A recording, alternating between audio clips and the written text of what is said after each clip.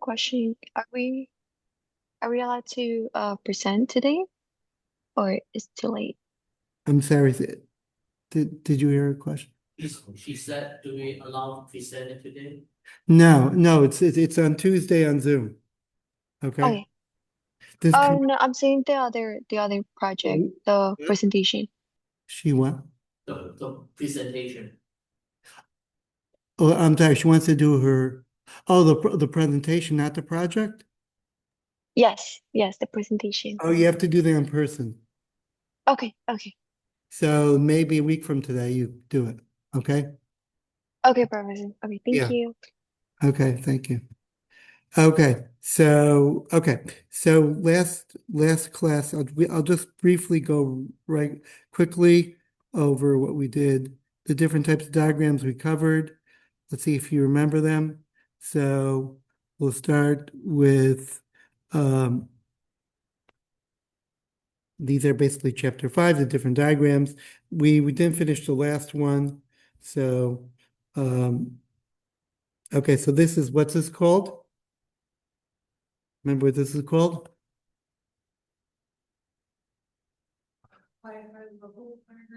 Well, it's a high level, but what's it called?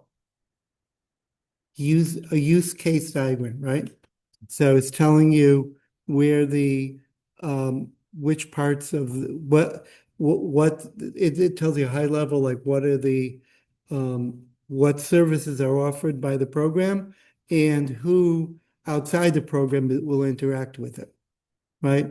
So for example, if you have a shuttle rocket, space rocket, the people who interact with it would be the two astronauts or whatever, five astronauts inside of it.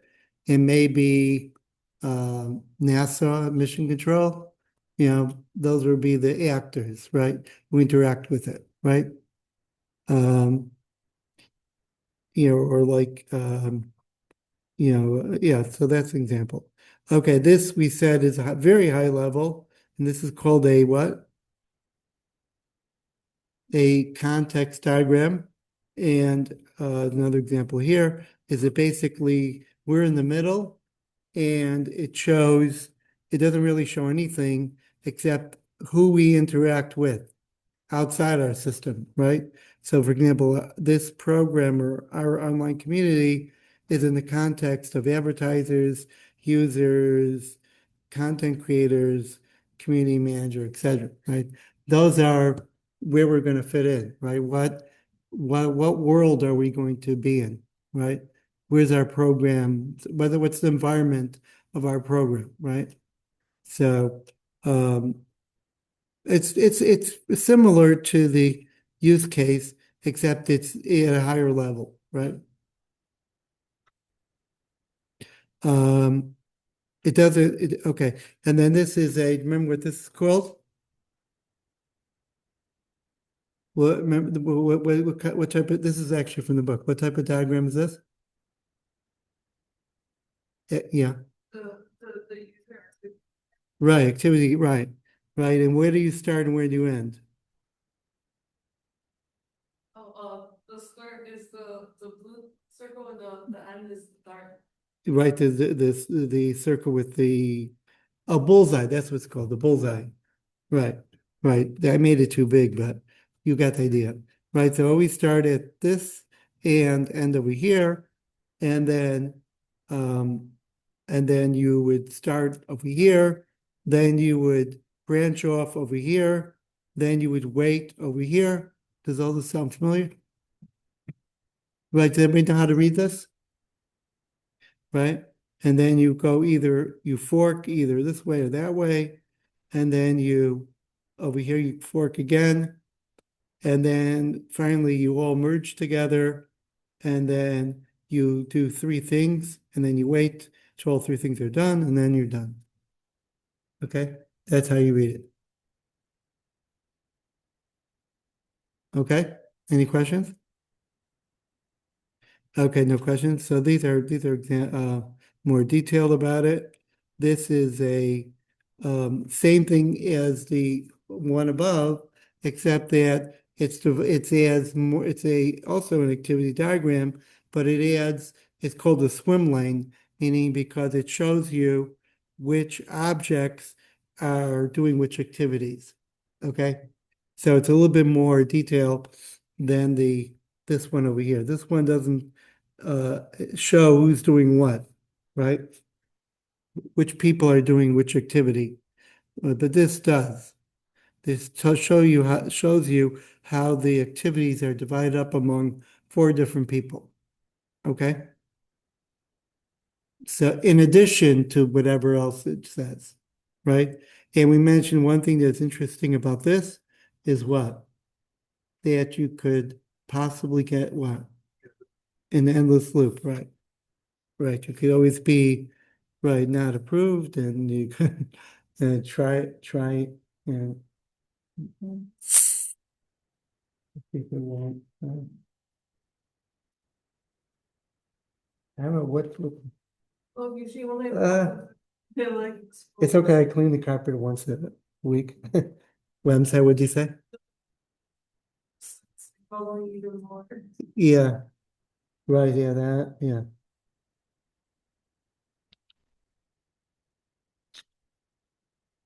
Yeah. Okay. Anyhow, at least the carpet would get cleaned a little bit. Then we said this is a sequence diagram where we're sending messages between objects. So we hear this is a much lower level, right? We're showing, oh, I don't know, necessarily lower level, but here we're showing, um, it could be very low level, right? We're showing messages and the order of the message, right?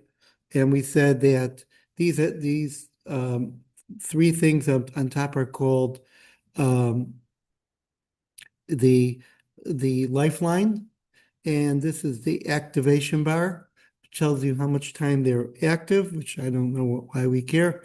And this the arrows from left to right are the message that we're sending, and the dotted arrow is the um, reply message. Okay. Um, yeah. Uh, yeah. Oh, yeah. And this is like a better example of that, right? So here you go from top, you keep going down, and then you keep going down, right? So first, this one sends a message, this one sends a message, this one sends a message, this replies, and this replies. Okay?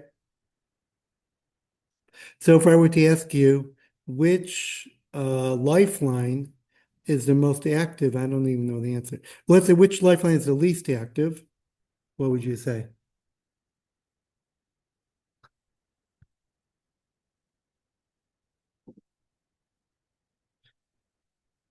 It will be the one on this one, right? This is the smallest activation, right? It's active the least amount, right? I'm not sure these two, which one is more active, but this one would be the least active, right? And again, this guy is called the actor, right? The stick figure is always called the actor. And usually they're outside the system. Um, okay, finally, we get to a state diagram. And I want to show you another example of one. Um, well, let's just do this one. This is a nice example. Okay, so this is an example of of 2 different things, transmission and the engine state and the transmission state. Okay, so what's going on is, let's say you start at the outside, right? Remember where we start by the circle, right? And um, we leave over here by the bullseye, right? So we start over here with the engine off, right? Imagine you walk into your car, the engine is on or off, right? The engine is going to be off, right? Then, I mean, we're talking about these are old engines where they stayed on the whole time, right? Not like electric engines, which go, they go on and off, or some other, even gasoline engines go on and off. right? Like when you come to a red light, they turn off the engine. It's kind of weird. So, um, so this is, you start with the off state, and then once you turn the key, right, or nowadays you push the button, the engine starts, right? And then, so there's only two states for the engine, right? You can either be on or off, right? No other state. And then once the engine is on, we have another diagram, another state diagram, which tells us that the initial state, when we enter this engine on state, we're always going to be where? In park, right? So when you turn on your engine of your car, where are you? You're in park. Makes sense, right? So, and then in order to go to move the car, the transmission, you have to first go to neutral, and then you either go to drive or reverse, right?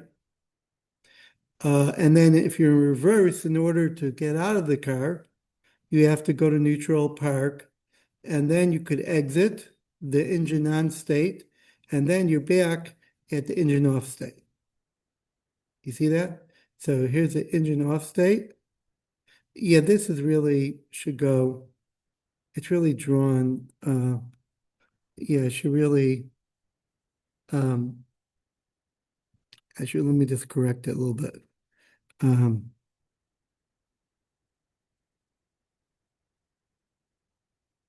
it's a little bit, uh, oh,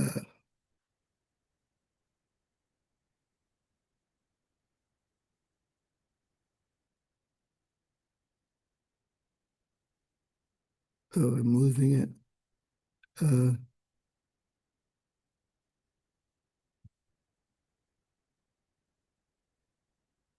yeah, so what should happen is that we should take this guy over here away, and we should put it, um, like when you go from, oh,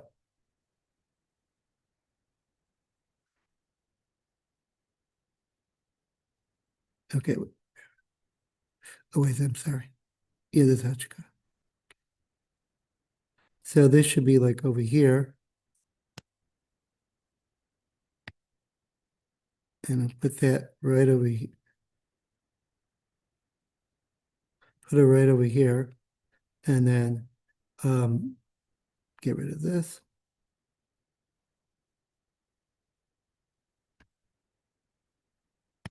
Okay, and then it should go from it should go from, where's my line?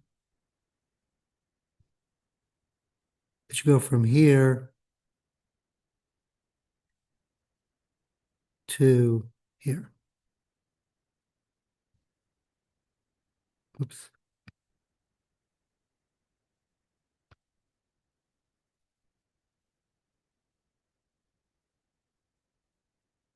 You see what I did? So, so now it makes more sense, right? Because the no, when the engine is off, you come in the car and the engine's off. And when you leave, when the engine's off, you could leave also. So you go either engine's on, and then when you leave the engine on state, you're back to engine off, and then you could either start the engine again, or you could leave the car, right? This makes more sense, right? Right? Right? Because when you're going from engine on back to engine off, you can only have two states, right? Okay, so um, I'll just do one more example, and let me piece this in. Okay, this um, um, edit. Where's the select all? I guess I already did. Okay, put this in. Okay, let's Okay, this is much clearer, I think. Okay, not as nice, but it's clear. Let's look for another example. So another one is, it's really simple, is water. So a state UML diagram of water. So let's see what this is.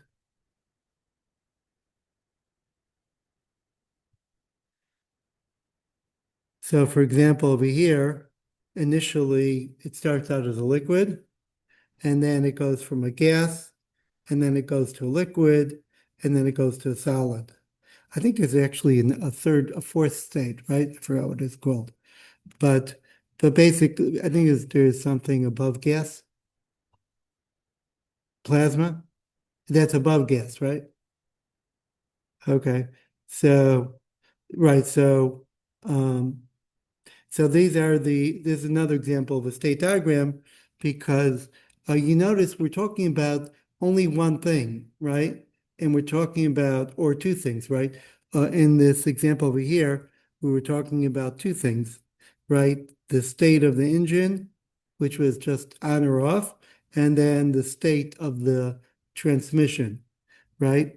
So it's basically, it's always going to be about one thing, right? The different states it could be in. And these arrows are called transitioning, okay? One item can have, or the word they use is the arrows show transitioning from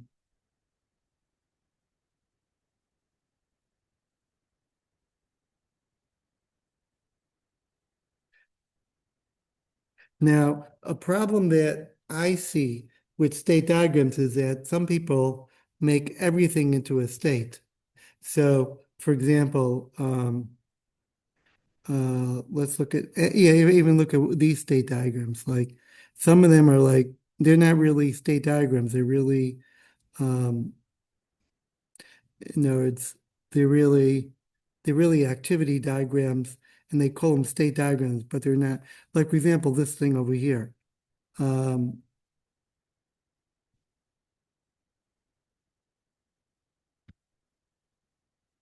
um,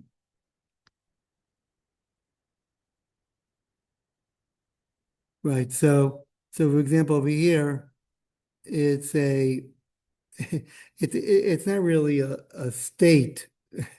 It's really or maybe this would be actually.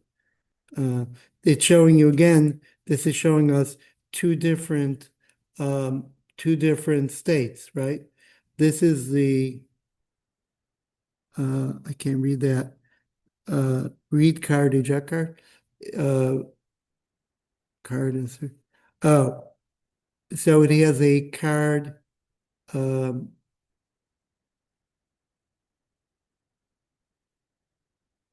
okay, whatever. Because they have a different states of the ATM. So it could be off, it'd be self-testing, it'd be idle. If it's idle, then it could go into the read your card, and then and then it exits, and then it goes back into idle or it goes to out of service, right? So um, so we have two different states. One is the machine when it's not serving customers, and one is when it's serving customers. Right. Well, one when you put in the card, one there's no card. It's not doing anything. So when it's not doing anything, it could either be off, self-test, idle, maintenance, out of service, or when it's when you put in a card, it could be doing one of these three things. Okay. So that actually makes sense. Okay, but very often what they'll do is they'll take an activity diagram and they'll say, oh, this is a state. They're different states. Let me find one example. Um, well, I'll show you the one in our book, which, whatever it says, the bottom line is that you can make everything into a state diagram, and that not necessarily everything is a state diagram, right? Maybe it's more of a activity diagram, right? Because you could say, for example, let's say I get up, let's say I walk, and then I cut down a tree, right? So you could say, well, I'm in the sleeping state, awake state, walking state, cutting down tree state, you know. Everything could be a state, that doesn't make sense, right? Um, so you have to be careful that you don't take something that's not really a state and make that into a state diagram, right? Because you could say everything is a state, Um, here's a person driving the car.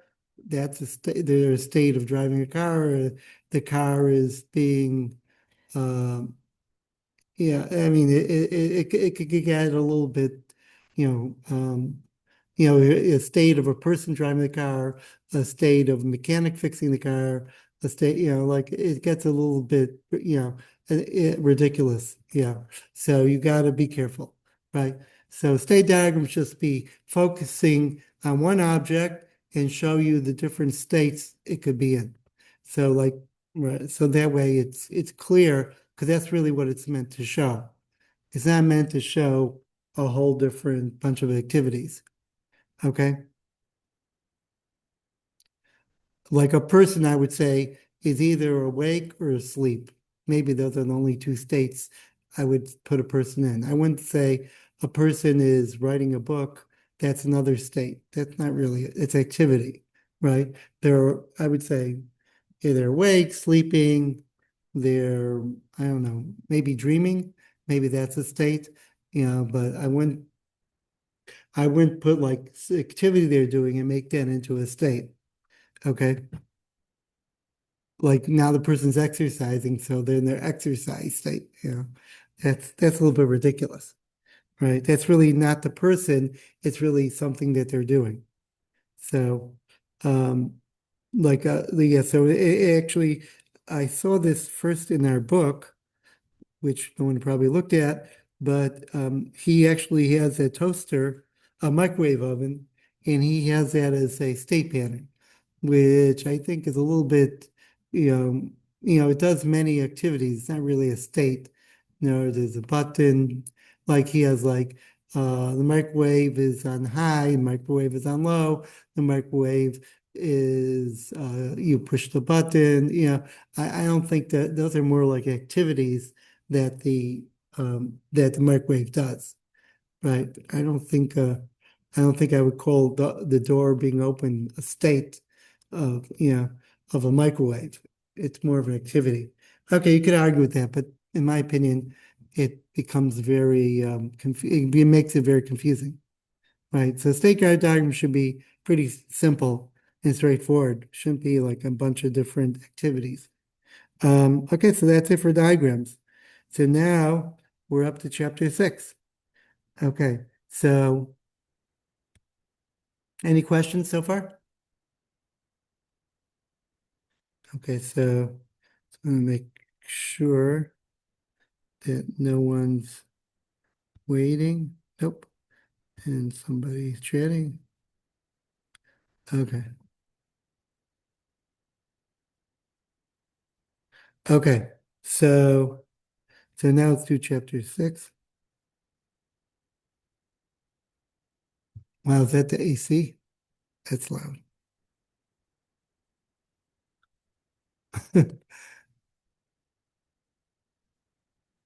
Okay. Uh, okay, so chapter 6, we're dealing with architectural patterns. Okay. So what is architecture?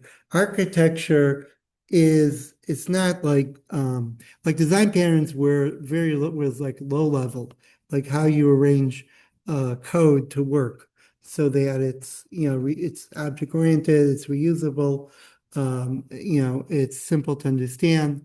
Um, Architecture is more of how the program um, is split up, right? That's what architecture means. Like, how do you, like, just like, for example, if you build a building, you have a foundation, you have first floor, second floor, you have a roof, you have an elevator, right? So you have all these different parts and you're putting it all together.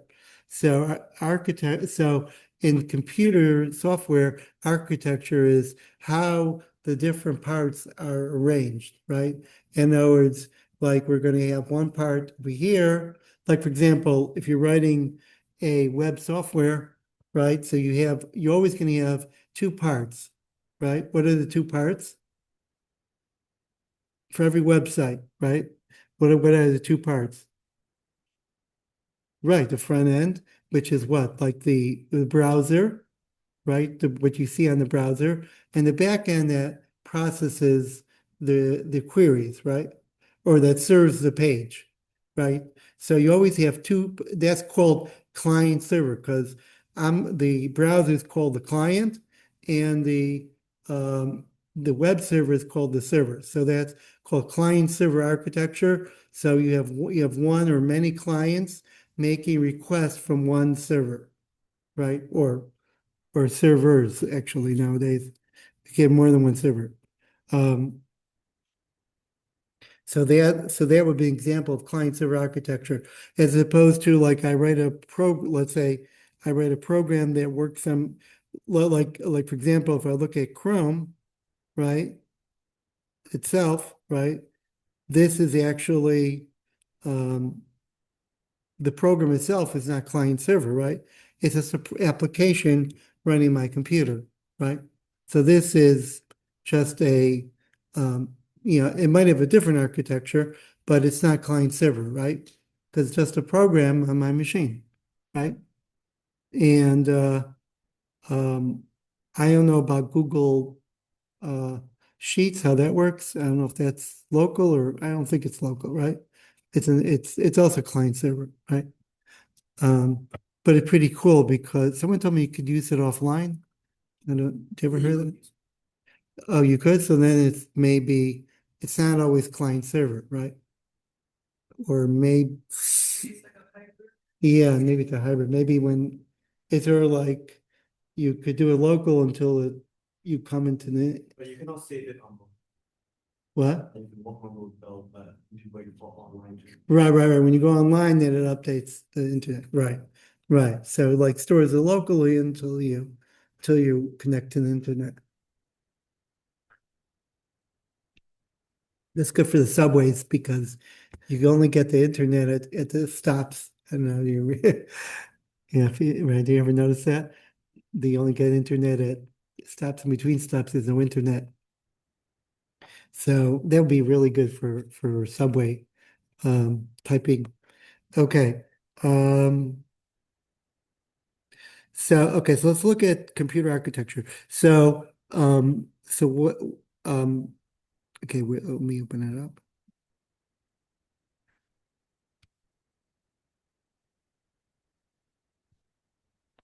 Okay, so here, let me just go ahead and close that. I should have saved that. Oh, I did save.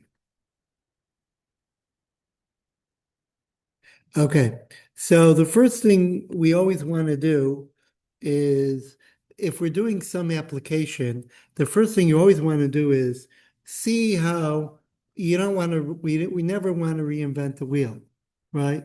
Or at least we want to see how other people have done it before us, right? So before we go off and design something really crazy, right? Let's see how other people have already done it. Like, for example, if I'm going to do a self-driving car, I'm going to, before I just, um, before I do it on my own, I should look to see how, let's say Tesla, Waymo, I don't know who else is self-driving, General Motors, whoever is like self-driving software, how they did already, like what type of sensors they had, right? What type of how they did it.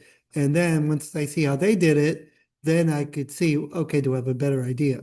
But you should at least examine to see how other people have done it, because probably there's a reason why they picked their architecture, right? Why they did the reason they did it the way they did it. So, so the first architecture I wanted to show you is this is from something that I've worked with mostly. Most of the programs that I've worked on, I worked mostly in non-web programming. I do mostly like desktop programming. So on the desktop, nearly all the applications I've worked on has this type of architecture, which is it's called three-tier architecture. And basically, the idea is, have you ever heard of it? Three-tier? So there's like three layers. The database layer, right? Where by the way, a fancy name for database is persistence layer.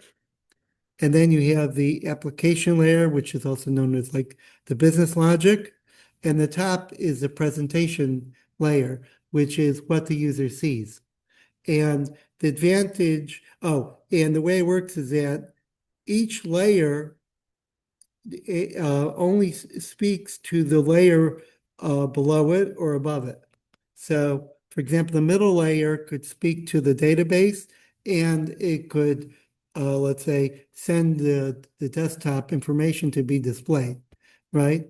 And the desktop could send like information to the middle layer and it could, but the middle, the presentation layer cannot communicate directly with the database, right? So for example, if I'm over here in Word and I pick some command, right? It won't, I can't directly save stuff to the file, right? If I go File, Save, what I'm probably doing is I'm sending a request to the business layer, and then the business layer is going to save it to my disk, right? It's not a direct from here, it goes directly to the database, right? The way it goes is it goes through layers, right? So probably, I assume that they probably even more than one layer, but they probably have a bunch of layers where where the where the request the file save could go through. So one advantage of this is that I could have, for example, let's say I want to make Microsoft Word to be let's say a web run on as a web page, right? So theoretically, all I have to do is I could take the application layer and database layer, put that on a web server, and then all I have to do is convert the presentation layer to communicate with it over the internet. So theoretically, I could separate the application layer from the rest of the program and put the rest of the program on the web server. I doubt that's how it really works, but I mean it's a theoretical idea, right? Because the presentation layer is separate, it doesn't really do anything. It just passes requests or things I type in to the business layer, and then the business layer decides what to do, and it might either send back information to the presentation layer. Like for example, let's say you enter a wrong password. Like for example, let's say I go to Google. Let's say oh, well, this is not what do I have that's, well, let's do Word. Yeah. So,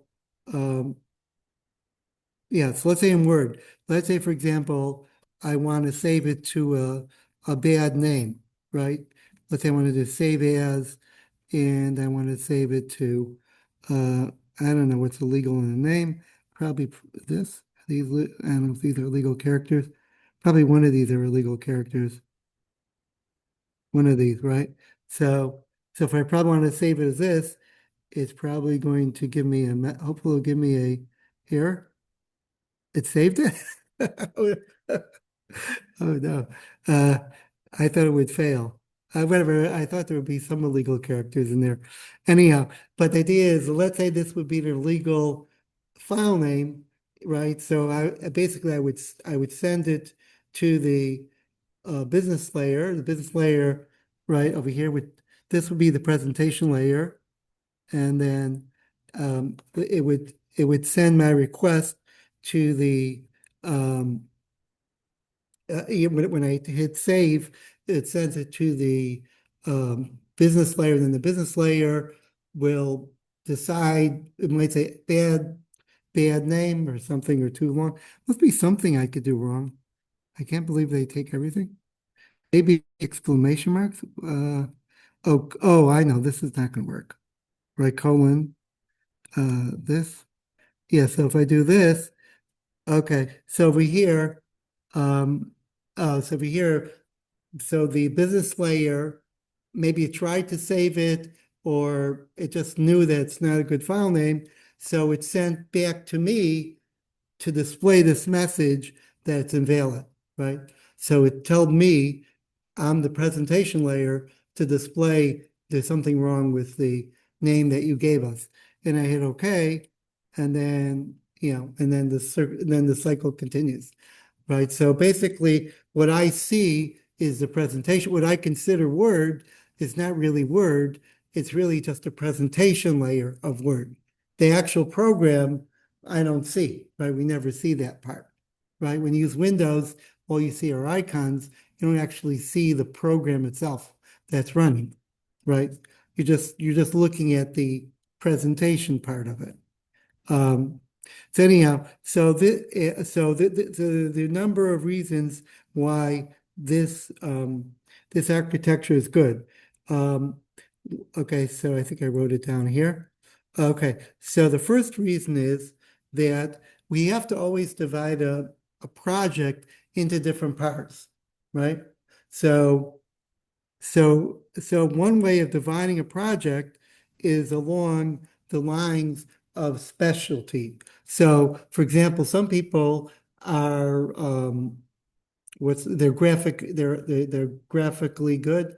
They know the graphic, they know how to design user interface. They're either like a graphic artist, or they just know, like, they're professional people who know what are interfaces work, what doesn't work. Like, I'm sure like Microsoft spent a lot of money to come up with this design, right? They probably spent and maybe focus groups and stuff like that, to see what people like, what they don't like, what gets them confused, what doesn't. So, um, so this layer, that could be done by non-programmers, right? They don't really have to be programmers. They have to be specialists in presentation, right? That's their specialty. So they decide, I forgot this, dude, there's something called Figma. Is that what it's called? Right, that you could do this? You could design a mock-up of this? Okay, I've never seen it. Could make it look like this? Like create menu items and stuff like that. Right. So right. So that would be for the front end, right? I could just do a mock-up of the presentation layer. So I've never used it. And then people who know the business logic, they would do and programmers, they would do the middle layer. And the database layer would be done by people who it's not so common anymore. But when I first started programming, you had people who were database managers. So their job was like to babysit the database or they would also sometimes write queries, right? So meaning that they understood the tables and they set up the tables, the data, so that everything would go really fast, right? Now it's not so common because nowadays people write programs different. It depends on the database, but people are, it's not like they don't have to be babysat so much, the databases. So, it could be that it's not really so specialized anymore. But we still have that database layer because it's still like a separate part of the program, right? because it's sort of like it's the storage part of the program, and we're designing what gets stored where, right? That's an important, so that's another skill set, right? Deciding what's the optimal way to design data so it's easily retrieved and saved, right? Because you could just dump data into like there's what's it called? Which type of database is it called where you just dump data into it? You could dump anything you want. Which one? NoSQL? NaN? Oh, MongoDB, yeah. Yeah, it's like MongoDB, you don't really, right. They actually do have a little concept of it, but theoretically, you could just jump everything without any structure into the same table. You have one table, one database, and just dump everything in there. You know, give any fields you want, right? You just dump it all, right? So, yeah, so that's an example of it. So, but usually we don't want that, right? Because usually if you just dump stuff in, it's hard to retrieve the data, right? It's really quick to save data, right? Because you're just dumping it, but it's hard to retrieve it, right? And it's also hard to update data, right? Because if you want to update, you have to find it where it is before you update it. But just to save data, you could just dump it into a MongoDB, a JSON object, and that's it. So basically, so this is like typically what I've done. And actually, in the program where I at work, we actually have 3 layers. We have actually more than 3, but we have these like basically 3 ideas. We have like the how the data we have a layer that writes. It's really more than 1 layer, but like 3 or 4 modules that write, that their only job is to read and write to the database, right? And then we have a lot of layers that do the business logic. That would be most of the program. And then we have another layer on top of that, which designs the screens with the, and the interface with the users. So, so that's very common. Okay, so that's one reason you have 3-tier is because every group could do whatever they're good at, right? One group you could say, okay, you work on this part, you're good at design, you do that. One group is good at knows the business, you tell them, okay, you do the application layer, and another group is good at figuring out the best way to save data, and they work on that. Okay. By the way, there are many types of databases, right? There's some databases that, I forgot the name of it. There's some that they're really good for searches, and I forgot what they're called. And there's some that's good for, we had actually had a presentation on that, right? OLAP, right? Where, for analytics, right?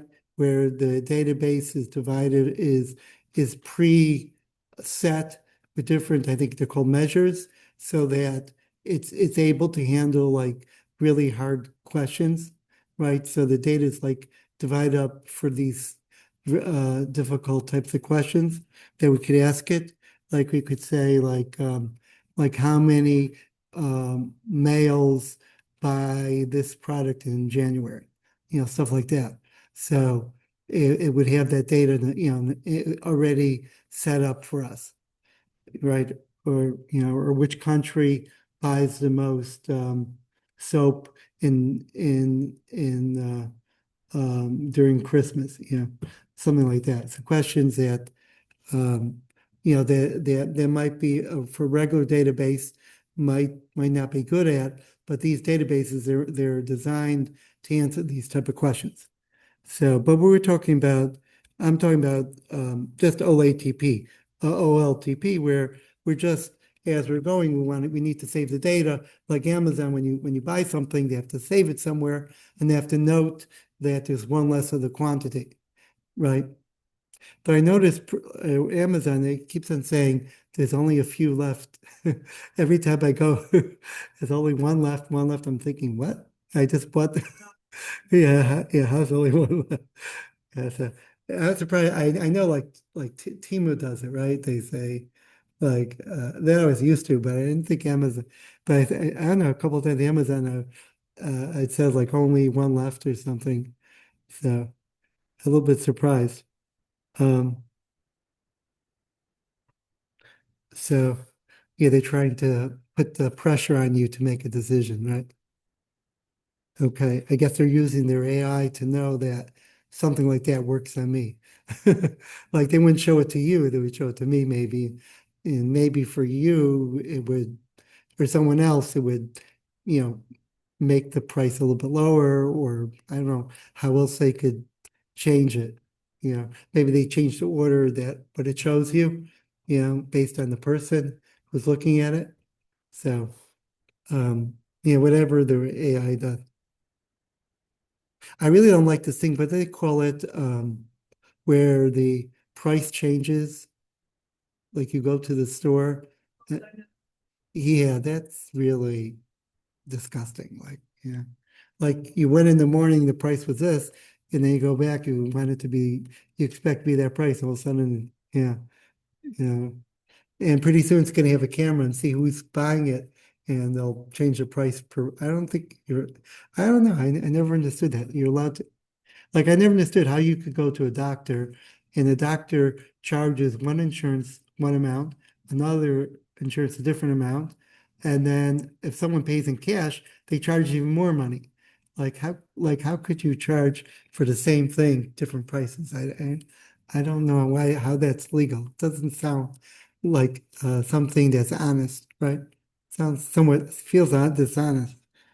Um, um, Anyhow, so two is okay. So one thing we said is the three layers allow different, it's a way of dividing up the program, but different people from different specialties could work on different parts. Number two is that when we put all the a certain type of code in one spot, we're isolating um, code from other parts of the code. So, for example, if I change the presentation layer, there's no way I'm going to affect the database layer, right? Or if I to change the database layer, it's not going to affect the presentation layer, right? Because they have nothing, they never speak directly to each other, right? It's only the application layer that could make changes to when if I change the middle layer, then when I make then a change I make could affect what shows up to the user and what gets written to the database, right? But imagine if I have more than three layers, right? The more layers I have, the better safety I have, right? Meaning that changes to one layer could only affect the layer and the one it speaks with, it communicates with. So, okay. Um, yeah, I wrote above it, but oh yeah, that's true also. That if you have um if you have um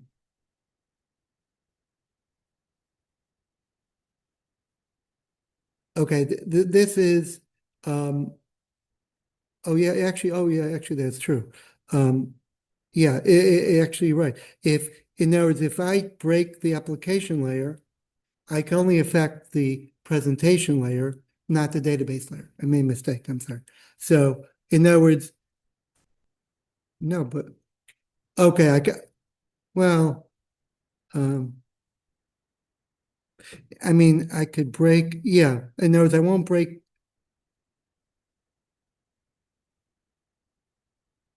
well, I could write bad code. Um okay, I'll change that. So changing a layer can break layers that are next to it. Right. So if we change the top layer, we will only, we can only affect the middle layer, the business layer.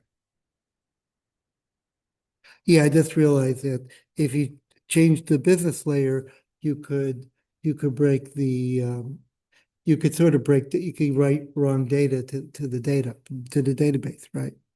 Okay, so if layers are done well, we can swap one layer with another different layer. So, for example, over here, if theoretically, if we want to change the database, all we have to do is just change this layer at the bottom, right? Because since there's only one interface between the database and the application layer, we could as long as we keep that same interface, we could put any different, we could like change from SQL Server to NoSQL, however, when we could write to a file, we could do whatever we want, right?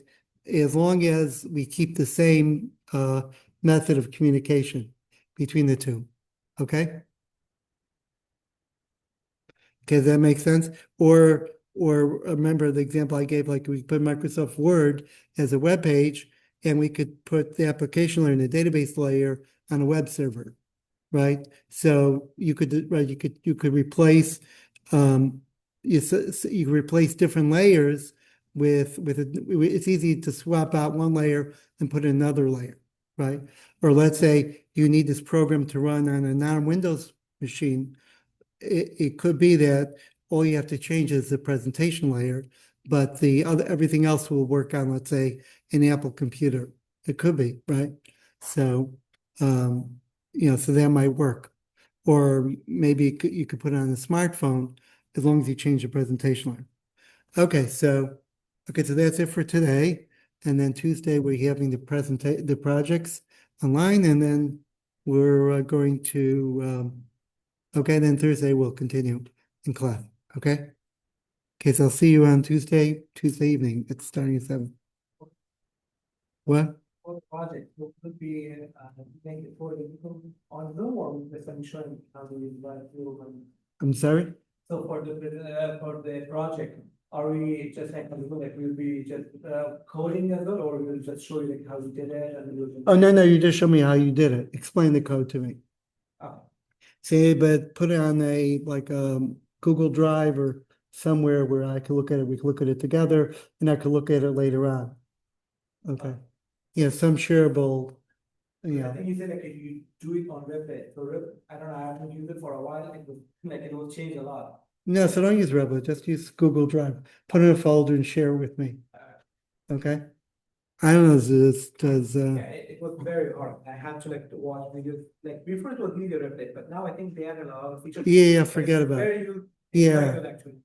Yeah. It's just The UML diagram? Yeah. Is it the diagram we learned before the midterm, right? Now, UML is basically whatever your design pattern is. You just Google it and put the name of your classes on it. You just cut and paste. Let's say you're doing observer pattern, right? So it's really simple. I didn't really want to make a big deal about it. So let's say you do UML, and then you go to image, and then you would take this diagram over here, and you would You change the name. you just change the name. Oh. That's all. Oh. Okay. Right, thank you. Yeah. But we have to code it, right? And through the code, show this, okay? Oh, and you have to have at least three classes Um, showing the design pattern, whichever design pattern you're doing. Is there a time limit, for presenting this one or not? What? Is there a time limit for presentation for this one? Well, hopefully 5 minutes. Thank you. Yeah. Okay. So you made me nervous during class, like you said, like, oh, not everything's a state, but I'm actually doing the state pattern. Oh.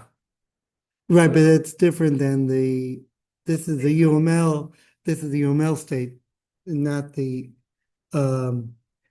design pattern state. Yeah, Okay. yeah. Yeah, that's a lot of classes. A lot of objects, right? I know that you said, like, at the beginning of class, like, this is how I want the unit test to look like. I'm sorry? Oh, no, like, you're explaining, like, how you want. Yeah. this Yeah, I'll test. post it. Okay. Yeah, I'm gonna post it. Okay. Any other questions from people at home? Yeah. No one's, yeah. Yeah, go ahead.